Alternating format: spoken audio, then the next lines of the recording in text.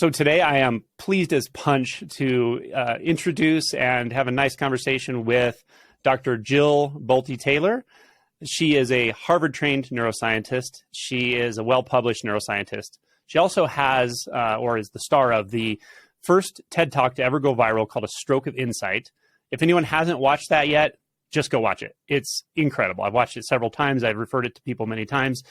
Not only is it just an amazing story about a medical phenomenon that occurred to this wonderful human being, but it led to an incredible amount of insight, and it also is paradoxically something that happened to a neuroscientist. So very interesting, amazing TED Talk. Check it out. She's also an author. She is an author of 2 books. One is new called Whole Brain Living, which I have also read, and we're going to discuss that in length during this conversation. And so I just want to welcome Jill. Thank you. I'm so happy to be with you. I'm so happy you came. I really appreciate it. Yeah. So when I read the first couple of chapters of this new book, one thing that stuck out to me, and I hadn't heard this before, and I thought it was so fascinating, is that when you were prepared, and TED, when you did your TED Talk, TED was new. It was reasonably new. It hadn't had any viral videos yet and things like that. And it was kind of just establishing the platform. And you described in this book how you were actually rehearsing in the auditorium, and everyone had taken turns rehearsing, getting the sound checks, and people were so moved by what you were saying in the audience that weren't actually the actual audience yet. They were just others and the technical people. Do you want to talk about that a little bit? I thought that was super interesting. Yes, but you're correct that at that time it was in 2008, and TED had been purchased by Chris Anderson several years before that. And this was going to be the first year where they told us, okay, we're going to videotape these. 50% of what we get we'll probably post on the internet. 50% won't. So don't worry if you make a mess of it. We just won't post it. And I thought, well, so I wasn't going for the post. I was going for really 1,200 people who were in a room, and 300 other people who were streaming in from Aspen. So when I gave my TED Talk, I wasn't giving my TED Talk to the world, first of all. I was giving it to these 1,500 very influential people. And that was my focus. So I went in, and it of course is nerve-wracking because I was a keynoter, natural presenter. I love a good audience. And I was used to an hour or an hour and a half to share my story. And they limit me to 18 minutes. And it was like, okay, which means I have to script because otherwise I'm going to go who knows where, and I'm going to have to script this thing. So, and I don't script, and I'm not an actor, and I don't, I don't script.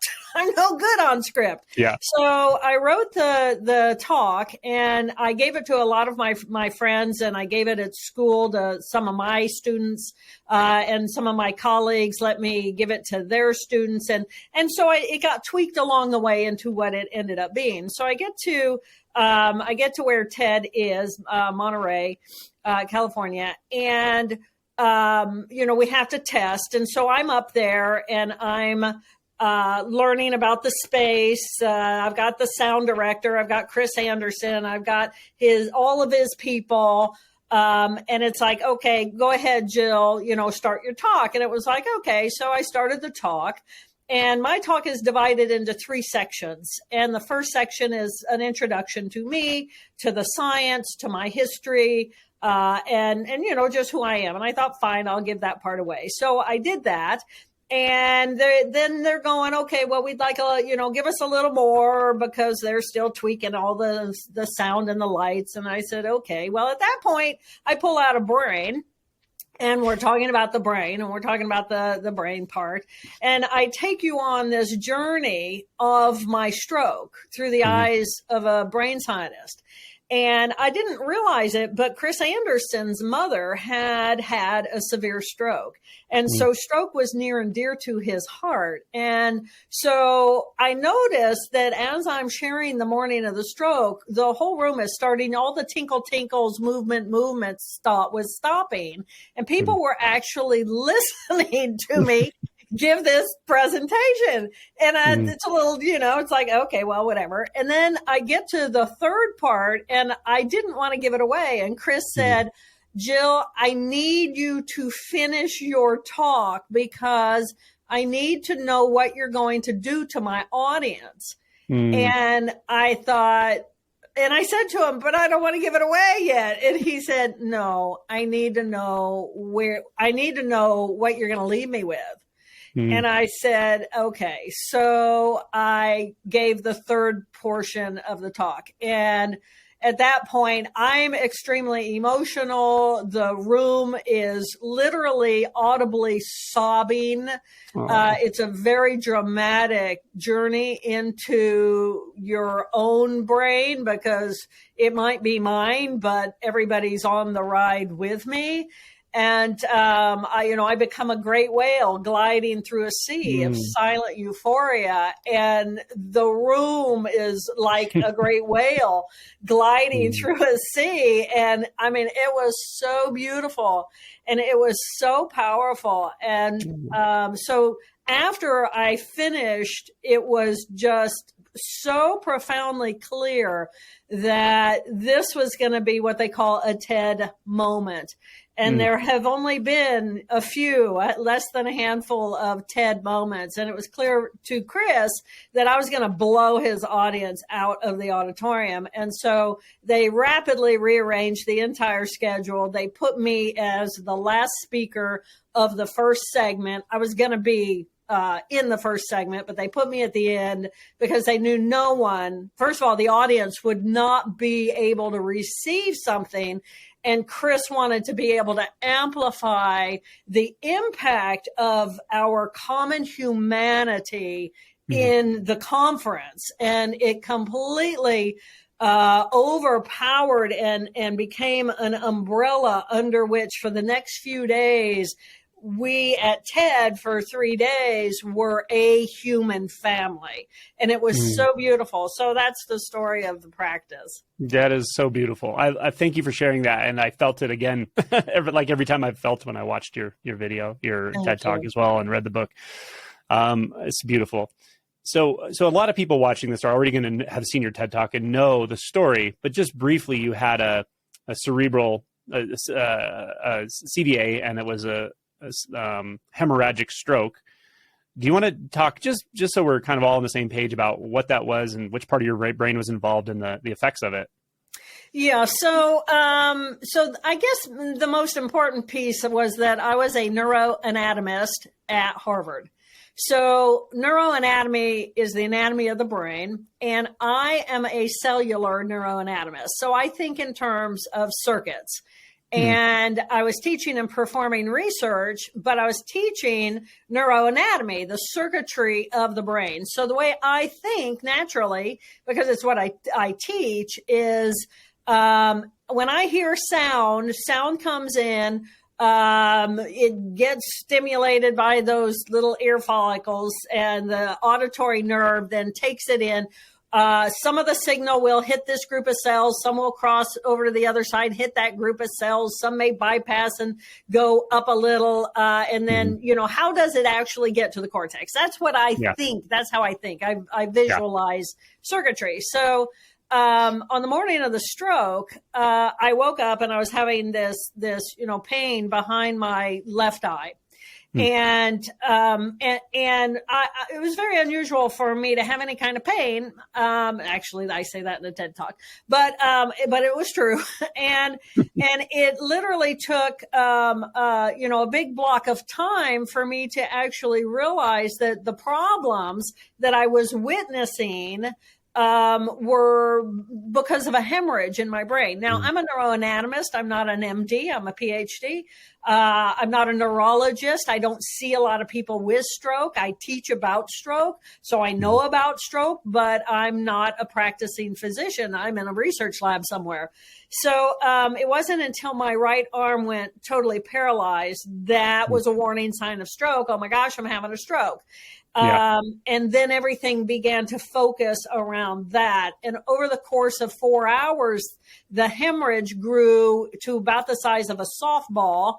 And it was just compressing all that tissue in the left hemisphere, taking the left hemisphere offline, and by the afternoon, after the morning of the stroke, where I'm waffling back and forth between what's going on in my right brain of blissful euphoria in the present moment and the ability to go back to the left hemisphere and attend to detail in order to orchestrate my rescue, that was all gone by the afternoon. By the time I got to the hospital, the left brain was offline completely. And all I had was the experience of the present moment. And then it was, okay, it took then 8 years for me to use what I understood and how my right brain organized information to rebuild the circuitry in the left hemisphere so that I could regain all of those skill sets.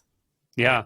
And I love how in the book you said that it was so enjoyable. So I don't know, these aren't the words you use, but natural and euphoric and obviously interconnected with everything, that you actually had to make a conscious decision to rebuild enough of your left brain function to just enough to function in life, but you didn't want to leave this space. And I totally get that. And it's a really beautiful statement.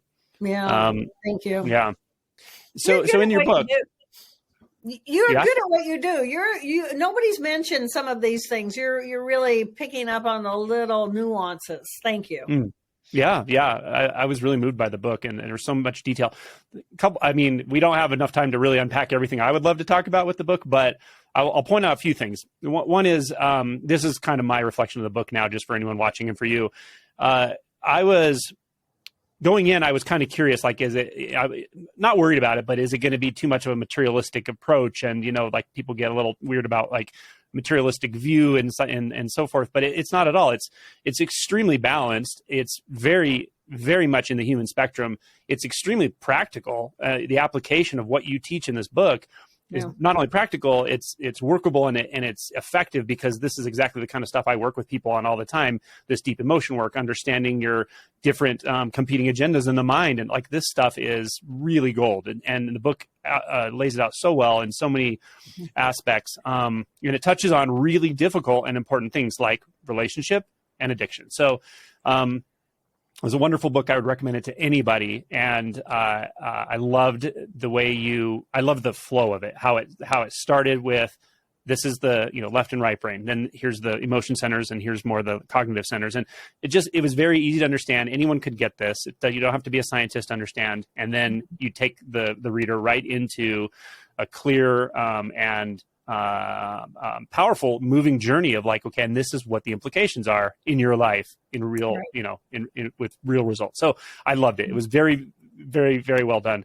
And I also loved that early on you mentioned that it correlates to the hero's journey and the Jungian, archetypal type stuff, which I absolutely love and I totally agree with.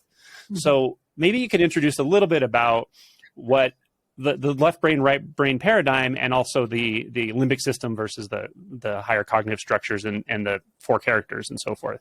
Certainly.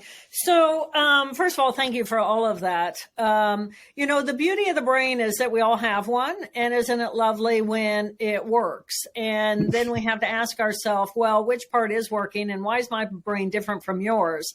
But at a neuroanatomical cellular level, we are constructed the same.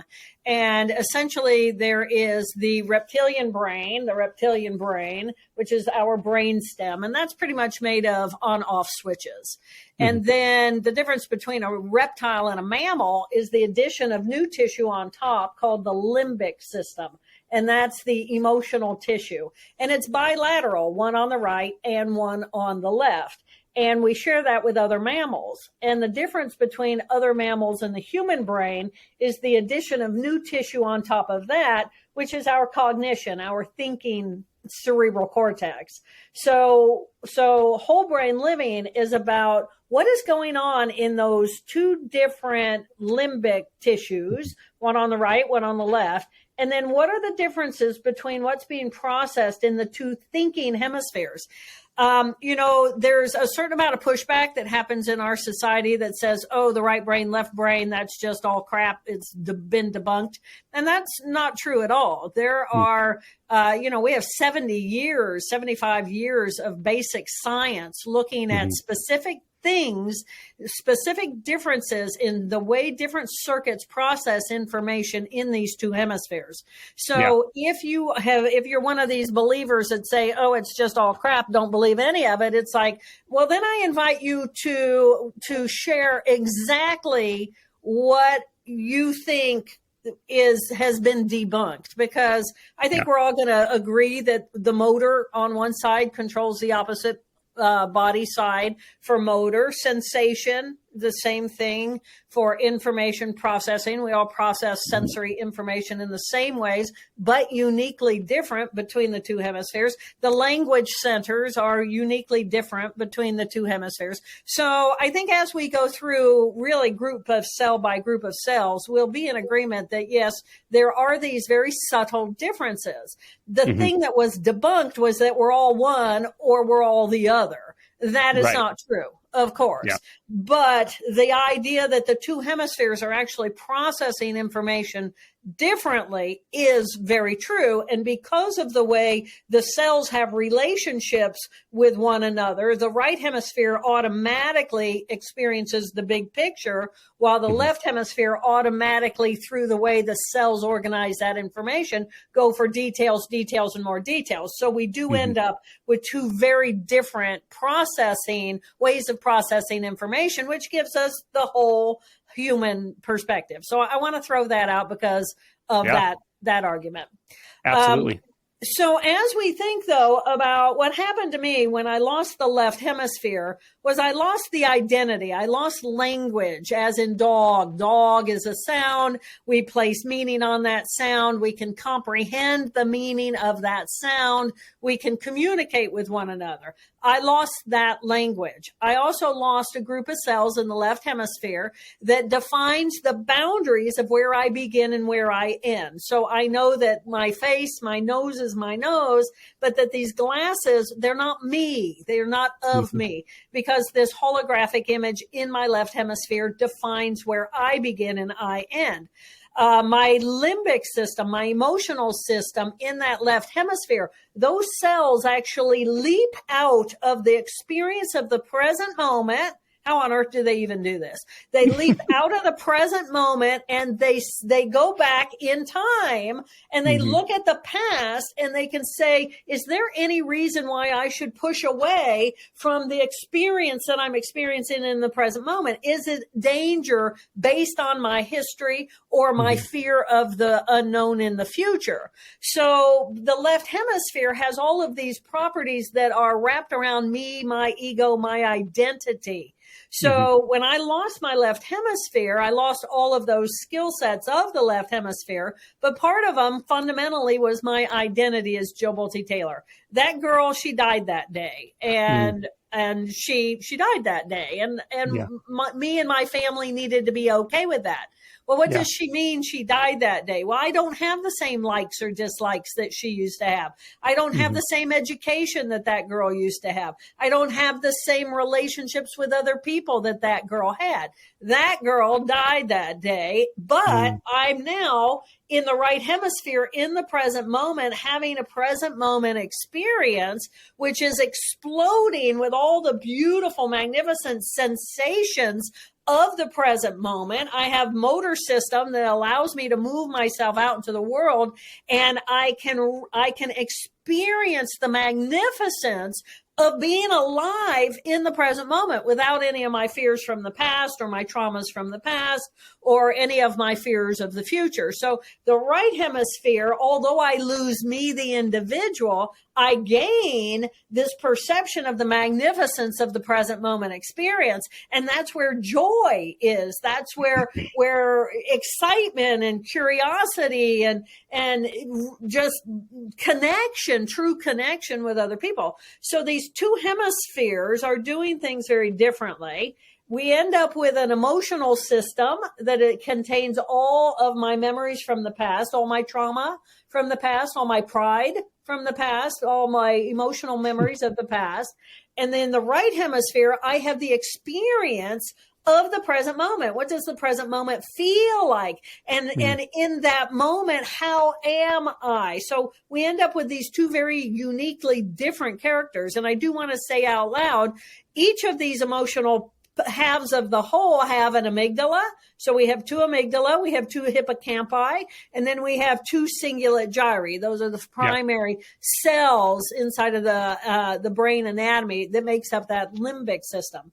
And then each of those thinking tissue that gets added on top, well, if in my left brain I have a past, I have a future, I have an ego, then the thinking tissue modulates and regulates what's going on below in that emotional tissue, and it relates me, the individual, into the external world. And the goal in the external world is to create enough order in the external world that I can make sense of my world. I can control it. I can control people, places, and things. I can think in language. I can communicate with language. I know where I begin and where I end. I perceive me, the individual, as separate from you because I become the individual. So the left thinking tissue is about the relationship of me, the individual, to the external world. I call that character one.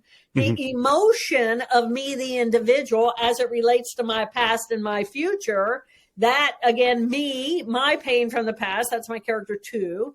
Character three is going to be the emotional tissue of the present moment, which is completely experiential. I'm here with curiosity. I'm innovative. I'm not fitting in the box of the right, wrong, good, bad of that left hemisphere. I'm just as big as the universe over here. And then the thinking tissue is the portion of our brain that allows us to have this experience that we are connected to all life, all atoms and molecules in the universe. So we perceive this, oh my gosh, awe and wonder that I exist at all. So we end up with these four very different groups of cells, modules of cells, that result in very specific skill sets that ultimately look like four very unique personalities that we all have. And because we all have it, then none of them is bad. They're all fantastic. But getting to know your own four characters can be a true key to your own personal freedom, because then you gain the ability moment by moment to pick and choose which one you want to be in any moment. And that is your personal power. I love it. That is like such a great summary. And I feel it. When you talk, I feel the transmission. Like the people can talk about connection and oneness, but I know somebody who's experiencing it. and you're right on the money with it. It's beautiful, and it's everyone's birthright. But I'll just throw that out there. I love that. I love that. It's everyone's birthright. Yeah, it's everyone's birthright to be connected to all that is, because we are. I love that. It's beautiful. I want to highlight one aspect of the correlations that stuck out to me in your book, and that is it's really a statement of compassion, love, and understanding. But I think it was the character two, when it's feeling, whatever, shame and doubt and fear and resentment, all the things. And then there's the character four, who sees that with nothing but compassion and love. And I love this statement you made in the book more than once. And it was, what a wonderful thing that we can even feel that. What a gift that we can even feel the depths of despair, sadness, grief, and that we can explore it directly. We have the access to explore that.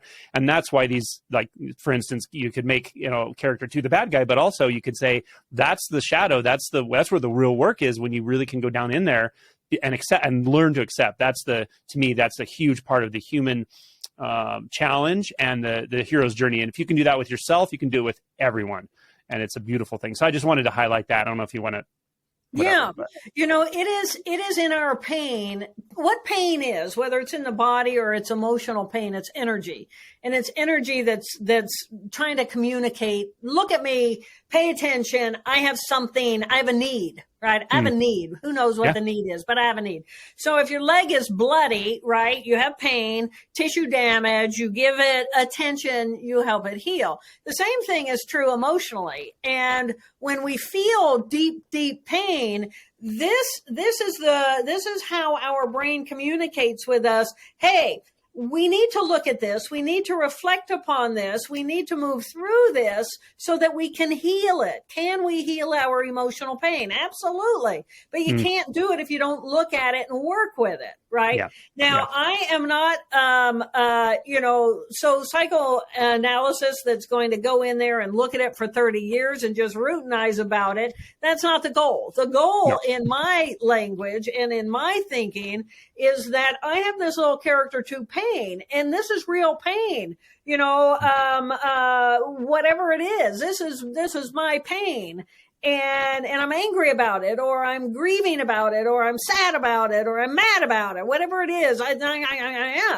And I can stay that way, and I can get distracted away from it, but it's still there, right? And so what we can do is we can actually come in with our own loving self. The beauty of knowing your 4 characters is that you get to know your own enormous loving self that is filled with just an immense sense of gratitude that it exists at all. And oh my gosh, we're compassionate. We're capable of being miserable. Let me hold me in my own misery, right? Misery loves miserable company. And I can project that outwardly in all kinds of hostilities and hurtful ways or needy ways, or I can say to my own brain, oh my gosh, where is that part of me that is connected to all that is? Let me hold myself, my character 1, which is all about the external world and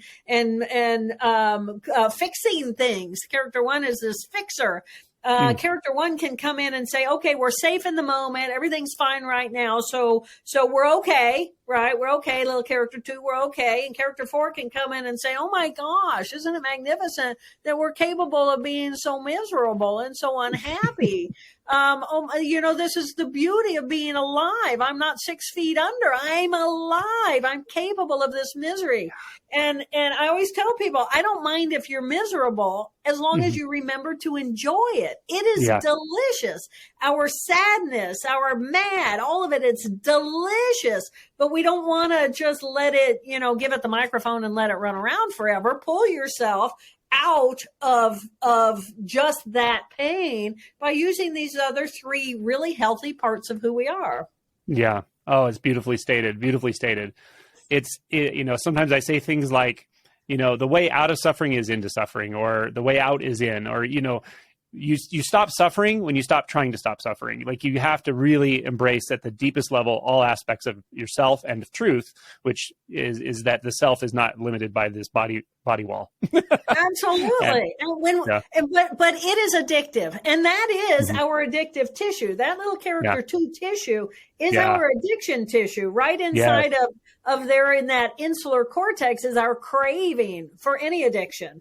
And part of it is I'm craving my own misery. Damn it. I'm finally miserable. I'm madder in hell, and I'm going to stay madder in hell. And every time I think about you, 30 years later, I'm still going to be madder in hell at you because it is so overwhelmingly delicious. And it's like, at some point, we got to go get dinner.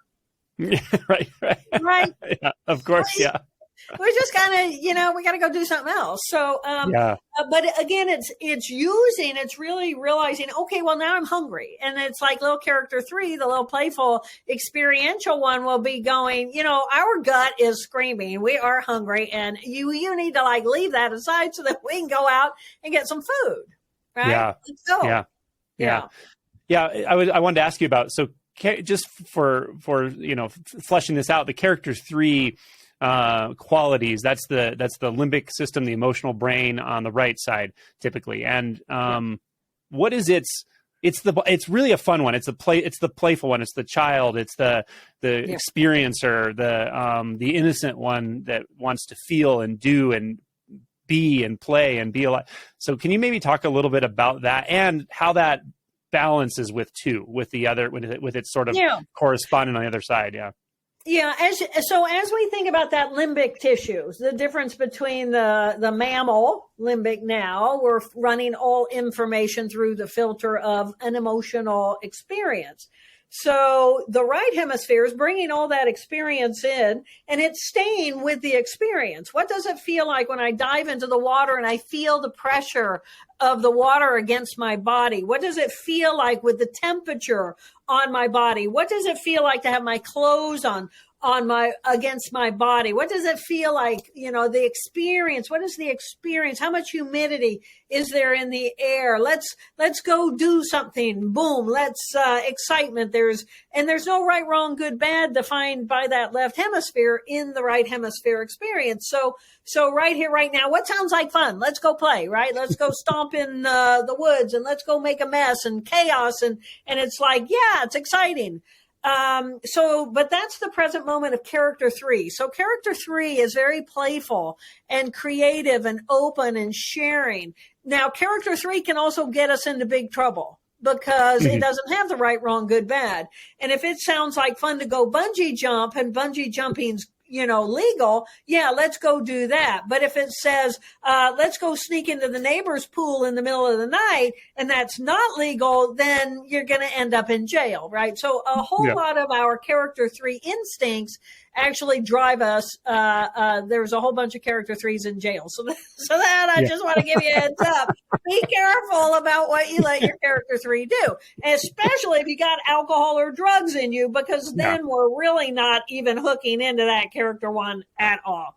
Character 2 is not so both character 2 and character 3, limbic, emotional, young. This is the tissue that is online and developed by the time we're born.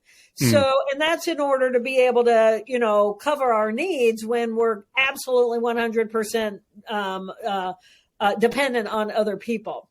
So these two groups of cells will never grow up. They will never mature. The thinking tissue comes online across time, and that becomes our maturity, especially that character 1 that is going to control and organize and right, wrong, good, bad, put everything in the box. No, you can't make those greens, those leaves, you can't paint them purple. They have to be green, right, wrong, good, bad.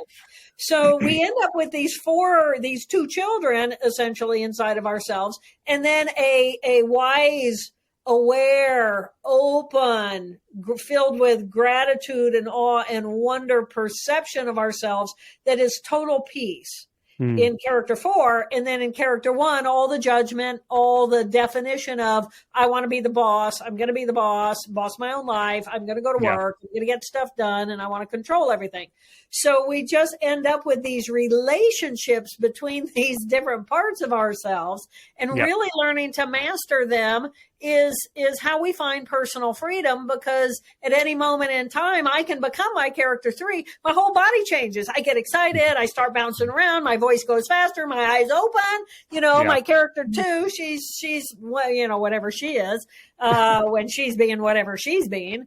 And character 1 goes to work, right? She's going to put earrings in. She's going to get me on time. She's going to do all her things. And then character 4 is like the blue sky that's always there in the background saying, whenever you guys chill out, I'm here. So when we pray to find that peaceful nature of character 4. When we meditate, when we do yoga, when we repeat mantra, we are settling and quieting those characters of the left brain to open up that peaceful nature that we all have right there in our own right brain.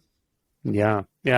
Would you say that over time with this type of work and this introspection and understanding it, they essentially integrate and things start to skew more toward the character 4 over time, and that kind of settles in that way? Is that what your experience would be? The beauty of the brain and circuitry is the more you run a circuit, the more that circuit gains power in order to begin to run on automatic. So being able to quiet your own character 1, everybody says, okay, well, let's go meditate. Okay. So we're sitting there, and character 1 is talking, and it's like, well, just ignore what that part of your brain is saying. And it's like, but it's very loud and it's bored to death. And it's and then I start focusing on my body, and it's like, oh, my lower back hurts. And, I'm not happy about this. And, every time I meditate, it makes me unhappy. That's low character 2. And then they start getting really loud. And it's like, okay, well, it's not that we're going to silence them. It's just we're going to set them aside for a few moments, right? Mm-hmm. And so, but it helps to know, where am I going? And I think that that's the beauty of whole brain living, is I'm not just trying to say no, Right. no, because the brain, all it hears is, whatever it is you're saying no to. It's about, what is my alternative? And my alternative to my character 1 and my character 2 is my very playful character 3. And it's like, okay, well, let's make this fun. And it's like, okay, all right, well, what can we do? And character 4, there are all kinds of ways, the tools that you can use in order to allow yourself to shift into that character 4 part. But it's not the kind of thing that we do in our normal day. So it's not like it's routinized as powerfully as the characters 1 and 2. So I think it just becomes practice. And when we practice certain things and we get a glimpse of that feeling inside of ourselves, what does it feel like when I'm in my character 4? Oh my gosh, what does she mean when she says she feels as big as the universe? Well, what that means is that I can look right now, I can look out a window and I can see there's a little bit of breeze and there's a little bit of movement in some of those leaves, just barely movement. And so I don't focus on the leaf. I expand my vision to the energy around that leaf. And you can hear my language is already starting to get lost. But I focus on the energy being the energy that is wiggling that leaf, and the leaf is kind of like waving at me, but I become that. And as I allow myself to become that, everything else quiets away. That's exactly my experience. Yeah, you can practice it. And I love how you led through that. And language does drop away in that it's just becomes, language isn't really designed to talk about that aspect of interconnection. Right. But as you said, there's the leaf and there's form, but then there's something deeper, it's closer and farther. It's both particular and not particular, and it's inside me and it's outside there. And all of a sudden there's no need to even construct any structure of the mind anymore out of reality. It's just reality being reality. It's exactly. Amazing. And I am all of it. Yeah. And you are all of it. And just knowing that we have that capacity to connect no matter where we are on the planet, that is humanity. That is the energy and the spirit of humanity. And so we can always connect into that, because it is what is. Everything else is a distraction away from that. Yeah. It's interesting on a personal level. What I pick up from you is that there's definitely a maturity I see in I don't know, I would call it realization, but when the clarity of this and this integration comes online, there's a fluidity. It's amazing how there's such access to the particular and to the infinite, to the timeless and to thought and the time-bound, language we use and so forth. But the ability to sort of fluidly move as needed in and out, even if it's not needed, it's just what's happening. It stands out to me. It has a signature. It has a signature of a very natural, synchronistic, enjoyable. It's almost like a force of nature. Yeah. And so anyway, you speak that way, and I really I just resonate with it. You move that way. Well, and I love that force of nature. It is the force of nature that is the energetic of everything that is. And we have this tiny little group of cells that says, I'm separate from that. And I'm not separate from that. I don't begin and end here. We all know that. You walk into a room where two people are fighting, and as soon as you walk in, they shut up, but they were fighting, right? How do you know that? Because energetically, we are biologically programmed through that beautiful right hemisphere to pick up that data as it relates to how the language centers of that right hemisphere, which again is experiential of the present moment. So I think it's a matter of getting to know, what am I as a biological creature? What are the skill sets of these cells inside of my brain? And then what choice do I have in picking and choosing? Well, in this moment, I'm going to sit here. I'm going to do my right, wrong, good, bad. Don't say these things. Say those things. Don't start talking about fishing yesterday Right? That's not the conversation. Yeah. Let's be appropriate. But character 3, it wants to talk about the fish it caught, right? So we're always constantly navigating these 4 different parts of our brain. And what whole brain living does is it helps you differentiate between these different groups of cells so that you can say, oh, yeah, I know my character 1. I call her Helen. Hell on wheels. She gets it done. She's my businesswoman. She's punctual. She's in control of everything. Yeah. Character 3 is my little playful spirit. And then you get to map out, well, who likes my character 1? Who wants to work with my character 1? Who calls my character 1? Who calls my character 3 when they want to play with my character 3, who I call Pigpen, because Pigpen's a mess. Pigpen, yeah. And who calls me, or who does my little 2 reach to the phone when I'm in my pain? If something happens, if my little dog just died, who am I going to call? Who's my go-to? Well, I can go to my own character 4, and I did that, and I will do that. And that's soothing, but then I have to share with my friends that my little dog died because they had a relationship with her too, and so then it's a matter of a heart to a heart communication, and who's going to hold my little character too. So we can actually build these neural networks of people who interact with the 4 different parts of our own brain, and now that is a very real look at who you are in the world and who the people are that interact with you the most. Yeah, and I agree. And I think it's interesting. This brings to mind that there's a sort of common connotation, maybe, or belief, if we don't look closely, that like I have one self or one identity. But when you start looking inside, there are various aspects of identity that are so distinct that you could say they're internal, what some people call it, internal family systems, or and all that. And honoring that, knowing that, being aware of that. Yes, I do have competing agendas at times in various situations. Different aspects of my personality are going to be prominent, and that's not only okay. It's something that we can learn from. It's something we can grow from and grow into and totally integrate, which is beautiful and quite true, I think. Absolutely. And that's, I think, a conflict. What is an internal conflict? I've got this test tomorrow. I need to prepare for it. But the boys are out playing basketball. I'm going to go. So, how do I negotiate that? And it's like, okay, so I go out and I hang out with the guys who are playing basketball. And then after that, well, then let's go eat. Well, that's a different conversation. Right. Maybe my character 1 said, okay, let's go hang out with the guys. They're playing basketball, and we'll do that for maybe an hour. But then we're going to come in and we're going to go and we're going to study. That's an internal negotiation between these different parts of who we are.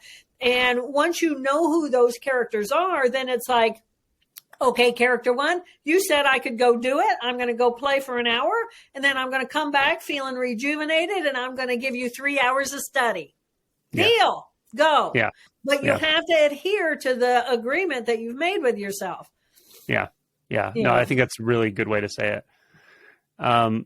The one part of the book that I was very impressed that you touched on or went into, because it's just such a challenging area. It's just such and we need more and more research and development in this area, is addiction, of course.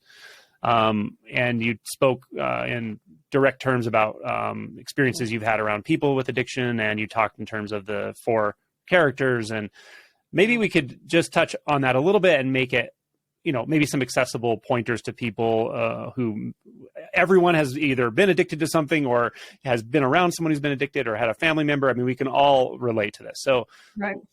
Yeah, I'd like to unpack that a little bit and maybe discuss it from the standpoint of the characters and how it plays out through these different characters.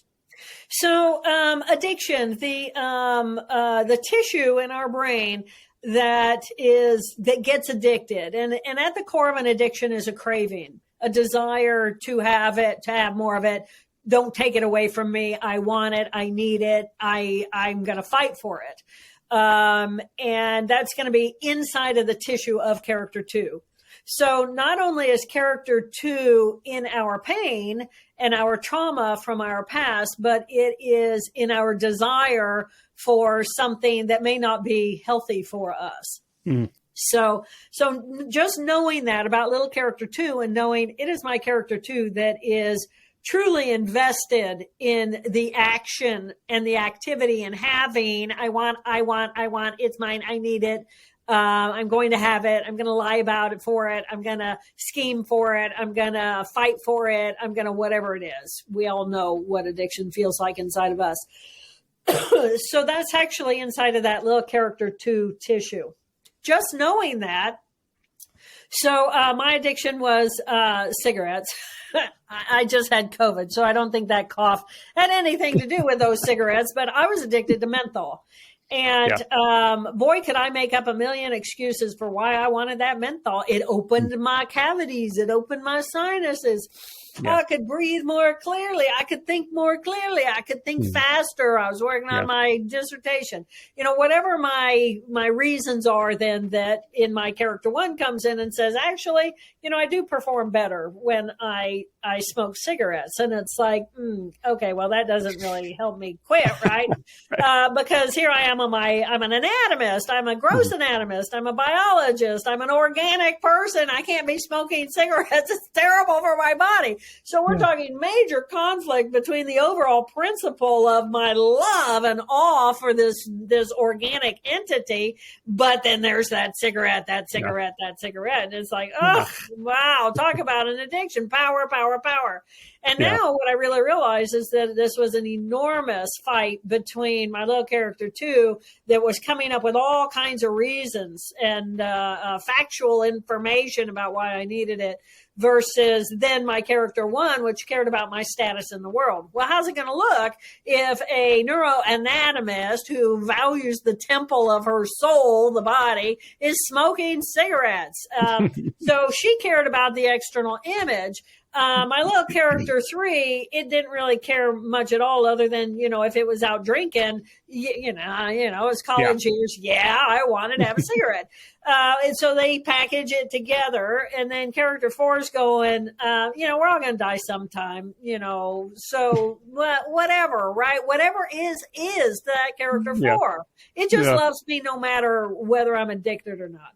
So those are the conversations going on inside of my head, and most people's heads very similar to whatever their addiction is. And then it's a matter of, well, who am I actually going to give power to, and how am I going to set up my own strategies so that my character 1 doesn't go to the store and buy cigarettes? Okay, that's pretty simple, right? You can't smoke what you don't have.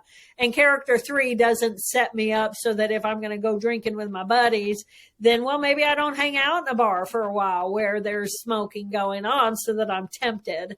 Go do something healthy, right? Go paddleboard, go do other physical things, give myself something else to do as that character 3. And then character 4 really just loves all of us and is, you know, just loves all of us. So, so that's the fight, I think, that happens inside of all of us. Yeah, I love how you said that about character 4, and I actually find that to be an important aspect of when people are starting to break addiction or getting really to the root of it, is that there's something that's okay with you no matter what. Because at the root of addiction, there's often so much shame, right? There's just a lot of shame. And an addiction that's destructive in relationships and work and health, alcohol, drugs, there's a lot of shame. But to bring online that part of yourself that just says, you know what, though? I know this is destructive. I know this is hard. I know you doubt yourself and don't trust yourself and you can't control, and I still love you. That knowing that part of us is already there is so powerful and so important, you know? Right. So I'm glad you said that. And then we can actually build that relationship. And you know, I think that for something like 12 steps, where you have someone who is your call for support, right? Mm-hmm. For me, my call for support ends up going to my own little character 4. And it's like, you have me. You always have me. And sometimes I might need to reach out for that external support, but just to know that love, I am okay. I am good. I am this beautiful life force, whether I have that addiction or not. A part of me is just so celebrative that I'm alive and that I'm connected with other people and I can connect. That is always there. We're never alone. We are never alone. We only have the perception of ourselves as isolated and alone. So beautiful. And true. And true. Yeah. Yeah. Yeah. Yeah. Well, we've covered a lot of territory. I think we're getting close to an hour. I don't want to take too much of your time, but that was unbelievably good. I'm pleased, so pleased that we did this and the conversation touched on all the stuff it touched on. People are going to get a ton out of this. Now, your book is available on Amazon primarily. Is that right? Yeah. It's everywhere. Okay. Whole Brain It's Living. everywhere. Whole Brain Living. Okay. And you also have another book called A Stroke of Insight. My Stroke of Insight. My Stroke of Insight. Yeah. I have not read that book. Now I want to, because I've read the second one. I've had a good handful of people tell me that reading the first book caused changes in them, caused shifts in their experience and so forth. So, and so I would recommend that one as well. And of course, the TED Talk, if anyone hasn't seen it, and you're going to fall in love with this whole thing. So let me say this, Angelo. My Stroke of Insight takes you on the journey moment by moment. So the TED Talk, I took a few liberties with that, but it was 18 minutes, right? Yeah. The book takes you moment by moment by moment. And if you know anybody who has any brain trauma or any stroke in particular, My Stroke of Insight is the go-to book, because it will help the caregivers understand, one, how to treat a person who has had a wound and what their experience might be a little bit like, and why you take responsibility for the energy you bring to anyone, but especially when someone's wounded. But book 2, Whole Brain Living, is how when I finally realized people don't realize we have 2 amygdala and 2 hippocampi. They think we just have one emotional system. That was when I figured out, how do I communicate to other people how the brain is actually organized and differentiates into these 4 different characters. So it's really a progression. Yeah. Wonderful. Wonderful. Yeah. I would highly recommend both. I'm sure we're going to get a lot of people interested in clicking on that. Thank you. That Amazon buy button. So thank you so much for your time. I really appreciate it. And thanks for all your work and just sharing. So yeah, it's a joy. Thank you, Angela, for what you do and bringing this kind of conversation to people who are curious. I appreciate it. Yeah, absolutely. Yeah. Thank you so much. Take care. Bye.